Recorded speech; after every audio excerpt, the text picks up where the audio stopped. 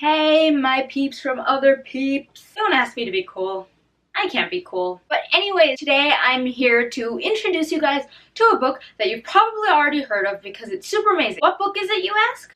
The You I've Never Known by Hopkins. This is such an amazing, mind-blowing book, and you've probably heard of it because, like I said, it's not an unknown book. It's by a big author. I'm sure there are a ton of reviews out there already about how amazing this book is and how powerful and intense, but I'm here to be another one of those people to convince you, hopefully to convince you to read this book because it is so freaking good. I was in a very non-romance mood when I began reading this, and by that what I mean is not like I was anti-romance, but I've been reading so many romance novels lately that I was just in a mood. We've all been in this mood. It's like that mood where we want to read something totally out of our genre, out of our normal comfort zone, and something that we know that will just blow us away. Because sometimes you need an epic book, and this is literally the definition of an epic book. So if you're looking for something that's outside of your normal zone of reading, yeah, go for it. Although, before you do go for it, I should let you know that a major aspect of this book is the main character exploring her sexuality and accepting it and all that. So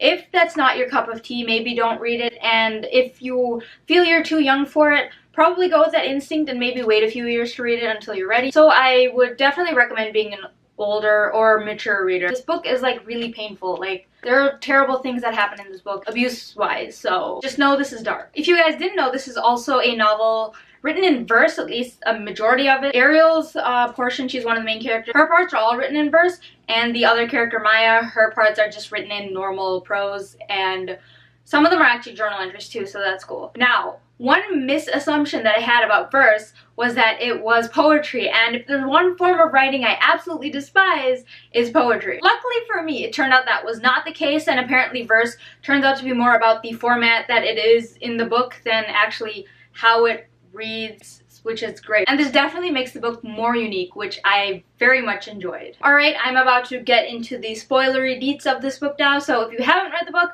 now is probably the time to leave. Are you gone? Yes, all those peeps are gone? Okay, now we can actually talk about this super crazy intense book. And if you read it, you know exactly what I mean. You cannot put into words how crazy and hurtful this book is. So my goodness, exactly. I can't even speak. That literally tells you more about this book than you need to know. I should be done with this review. When I first began reading this book, I was definitely more into Ariel's perspective than Maya's perspective. We spend a lot more time with Ariel, so we get to know her more, and now it makes sense why, because she's the main character. Maya's not actually a main character, but add that to her verse, and I just found her story a lot more interesting. And yeah, Maya's was really interesting with the whole Scientology cult and all of that. And okay, I'm not going to get into the whole cool part yet. That's for later in the review, but basically about halfway through this changed and I was equally interested in both. Personally, I thought that Ariel's part of the story read a lot more like a normal YA novel, while Maya's was very traumatizing. She gets herself pregnant so she can escape her mother's evil clutches, and then she gets into the evil clutches of Jason. It's absolutely awful, and so that was a lot more intense personally than I found Ariel's. Yes, she has a terrible father, and honestly Maya's mother wasn't even that bad compared to Jason / the father of Ariel, but yeah, I don't know where I'm going with this anymore. I knew going into this novel just by the description that there would be abusive relationships in this, but the one I expected was Ariel and her father, but it turns out there was also Maya and her mother, and then Maya and Jason, and all of these are really terribly painful to read about because we know that they're abusive relationships, but half the time the characters did not know, and Ariel did not know for the longest time, which was awful but so realistic. I just wanted to save them from the situation and get them out, but that isn't realistic, and ugh, it hurts so much. There are only 3 things in the world, not counting Trump, that can get me to swear like a sailor. These 3 things in order are 1. Abuse in any type of relationship, 2. Sexism, and 3. Either a lack of understanding of or just a very incorrect definition of the word feminist. This one featured the first 2, especially with Ariel's dad.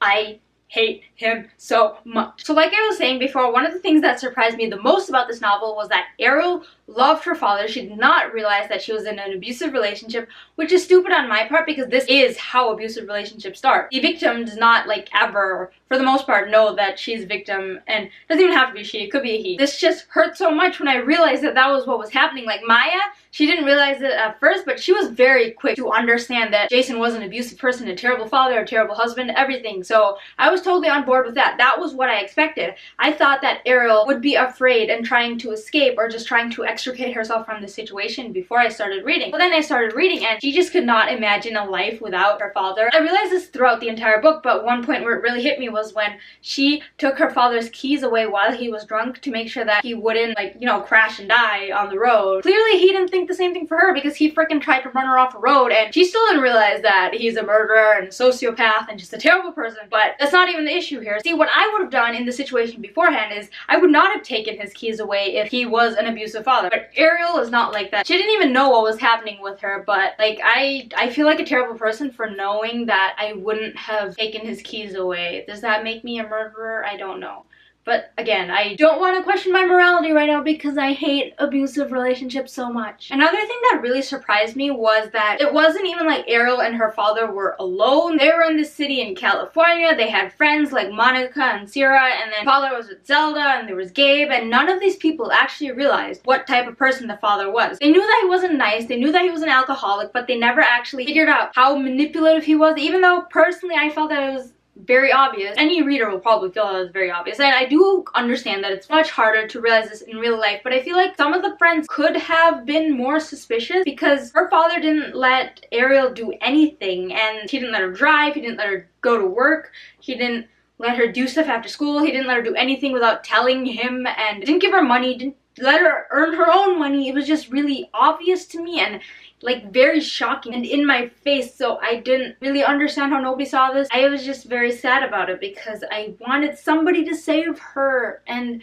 nobody did. Gabe finally realized at the end, but it took so long, and that was when he saw an actual punch thing or slap or mark on her face. I don't understand because abuse is not only physical, you know what I mean? And it was shocking, and it's very realistic, and that's probably why I'm having such trouble coming to terms with it, but it just really impacted me. People have been saying not to read the synopsis going into this.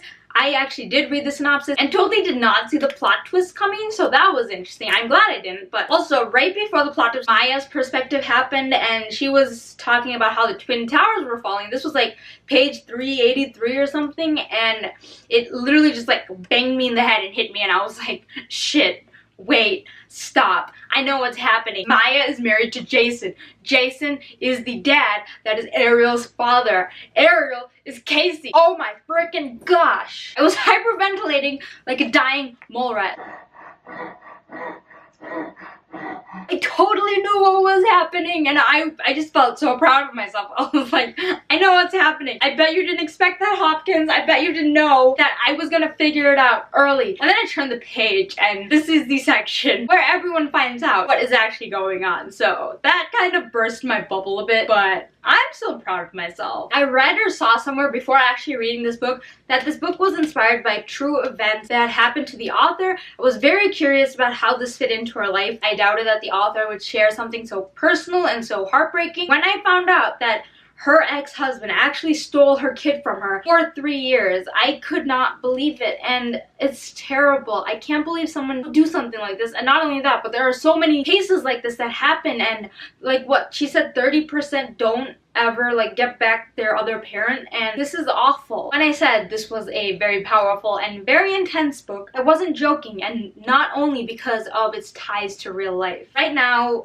I'm definitely gonna have to say this is so far my favorite book of 2017. It's way out of my comfort zone, way out of my genre, but it's so freaking good, and I recommend it to everybody. Even in addition to the powerful story, what makes this even more all-encompassing and crazy good is that the author actually writes really well, and the way she writes and how she uses verse, it really conveys the story, and it really contributes to the story as a whole, and it would not be what it is. Even if it had the same story, even if it had the same characters and plot twists and everything, it would not be what it is without the writing and the verse mixed with the prose, and everything about this book makes it unique, and you probably don't want to go through 2017 without picking this up. Unlike many other good stories out there, this isn't one that's going to fade into the foothills of your brain. If you're looking for a book to hook you that is out of your comfort zone, out of what what you normally read, very different from the average YA novel, then this is definitely something you should go for. Definitely go pick it up, buy it, I don't care. There's no way you will be disappointed by this because it's shockingly good, and as terrible as it is that it's good, because what this book describes is so bad, it's just done so well and so powerful, and I'm so happy there was a happily ever after because I freaking cannot handle anything else. That book was exactly what I had expected going into it. Actually, possibly even better, because the way it just came out and panned out was honestly better than my wildest imaginations could have hoped or dreamed for. Could that book destroy a person? I can see it. Thanks for watching, guys. If you've read the book, let me know what you think in the comments. Did it throw you by surprise? Was it what you were hoping for or what you expected? Let me know. Be sure to subscribe to The Lone Reader for amazing, so amazing, mind-blowingly amazing. No, I'm kidding. Be sure to subscribe to my channel for very mediocre, normal, but still super fun videos. You can follow me at Twitter, at Lone Read Blog, and Snapchat, which I also use, Lone Reader, and we can get to know each other more, which is always fun. Have a wonderful day checking out this book from the library.